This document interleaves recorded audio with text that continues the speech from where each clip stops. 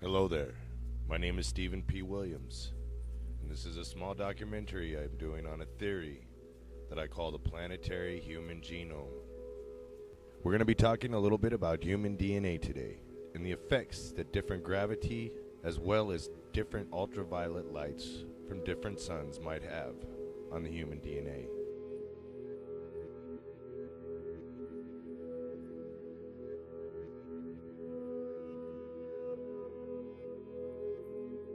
Human DNA all across the Earth is virtually the same and unchanged. Although we do have small variances and differences such as skin pigmentation, height, and other things of that nature.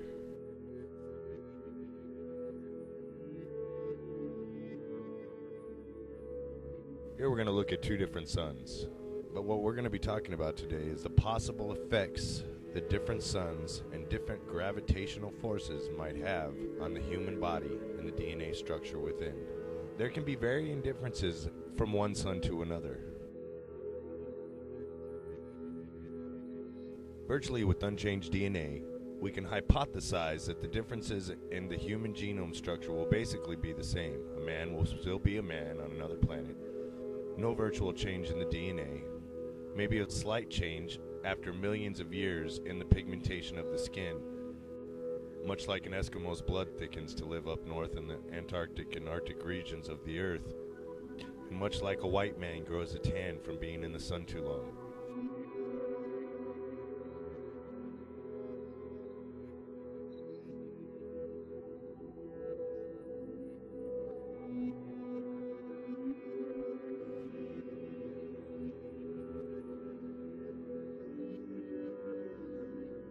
Here we look at this giant man on a planet much bigger than Earth, looking at this much bigger man on a much bigger planet than Earth. It's easy to see how the gravitational forces might make the unmatured bone structure of the man grow to a much larger size in its fully undeveloped and uncalcified state. We can also notice the difference in the skin pigmentation. How a white man can acquire a tan, make skin pigmentation much darker than it would normally be without a lot of sunlight. This leads one to the conclusion that the sun absolutely has an effect on the color of one's skin. A darker sun, much like the one ours is, and the planet surrounding it may very well be the cause of the light-skinned people on planet Earth, such as your Native Americans, Chinese, Japanese, Hindu Indian, so on and etc. As we can tell simply by around the world by making simple observations of each and individual person, it's very easy to tell that all races of people become more dark as they are exposed to the sunlight. Their skin tone can literally change in different shades, getting darker from this particular sun. As we know, this is also a scientific proven fact amongst animals in the wild kingdom. As we can observe right here on Earth, many different animals that live within the deep cavernous caves that do not allow any sunlight whatsoever to penetrate. These creatures are found to be luminescent with clear skin, and you can virtually see right through them to their organs.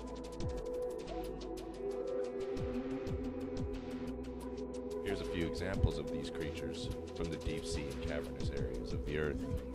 And as we know that the similar species of these that are here on Earth are quite vibrant and colorful, we can say without a shadow of a doubt, the sun absolutely has an effect on the pigmentation of the skin of all animals and creatures that walk the face of the planet. This is a known scientific fact.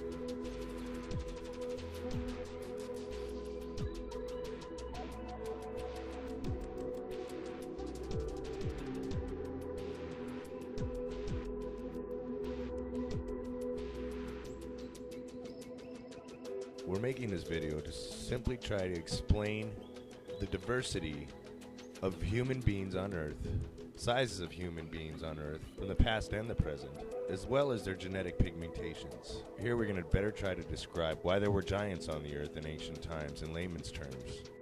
So we're going to take this beautiful pregnant woman that has not given birth yet, and we're going to be looking at the ages of the bones to give you a better understanding of how this might actually be scientifically plausible. Say we have a woman, a normal size Earth woman, and she goes to a larger planet and gives birth to a man. Well, that man will eventually grow to be much bigger than his mother due to the gravitational forces of the planet and the unhardened calcification of the bone.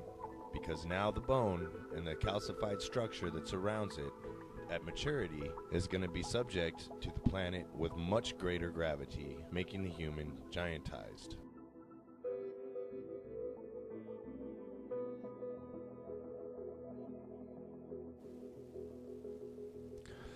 So say we have this woman now, and she's born on this great big giant planet, where she is giant, like an ancient Greek goddess. And she comes down to Earth, and she gives birth on this much smaller planet. Her child will be subject to the fundamental laws of that planet. And even though the genes may come from another planet, it will still have to abide by the rules that govern this planet, meaning the rules of gravity. As not all planets carry the same gravitational force, meaning that that child of that giant human being will only reach the maximum growth, planetary gravity field, the human DNA genome to acquire at that particular location or planet. For example, we're going to use these three skeletons right here with different sized planets to give you an idea of how the bone structure could possibly reach giant proportions depending on the planet size that they come from. As we see, a regular sized man averaging on the height between 5 and 7 feet tall, about a 2-foot variance there, obviously connected to genes. But if we move up to a larger sized planet, we can see that that person might be a little bit bigger. This is going to be due to the structure within the bone as the bone matures, as it has different forces of weight and different forces of gravity in its maturing time.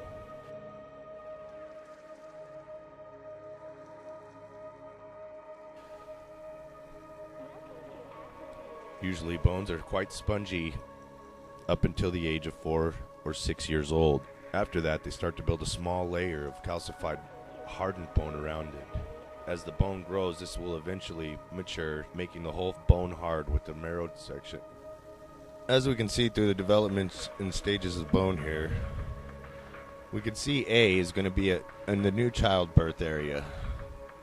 To get calcified cartilage, that's going to be when the child is growing closer to the ages of 3, 4, 5. Start to get compact bone developing around the ages of 6 and 7.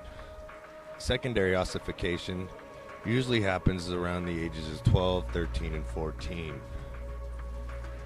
Looking at model E here, we're almost up into the adulthood. This is the stage that our bones look like as we grow in from our mid-teenage years to our adult years. And around the age of 18 is when the bone is fully matured and calcified and will not grow any further. At this point in time, the relatively difference in gravitational forces that control the planetary human genome and the growth of men, the planetary gravitational forces will no longer have this giantism effect on a man. Meaning that if the man is at full growth, full bone structure, and his bones have been calcified and are fully matured, he can leave from one planet to the next, and relatively nothing different will become of him. He will still be the same man he was when he left the original planet. If he goes to a smaller planet, it might make him extremely stronger. If he goes to a bigger planet, he may feel like he's extremely weak. We now have a little bit better understanding of how there may have been giants on the earth back then. After all ancient accounts always talk about how the ancient ones came from the stars or the sky.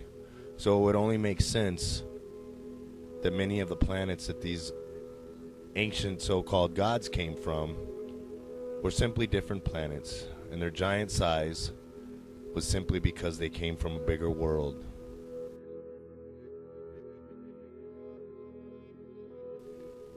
Thank you for watching.